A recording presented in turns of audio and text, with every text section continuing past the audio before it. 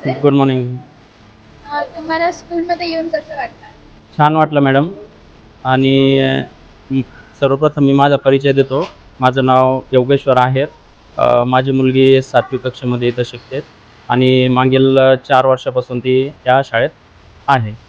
आणि ज्या वर्षापासून या शाळेत ए बी इंटरनॅशनलमध्ये आले तेव्हापासून तिच्या रेग्युलर अभ्यासासोबत ज्या करिक्युलम ॲक्टिव्हिटी आहे, आपण आता जे आम्ही आज इथं बघितलं, जे अभ्यासात असतं आहे ते प्रत्यक्षात आपण इथं ॲक्टिव्हिटीच्याद्वारे काही गोष्टी करून घेतो.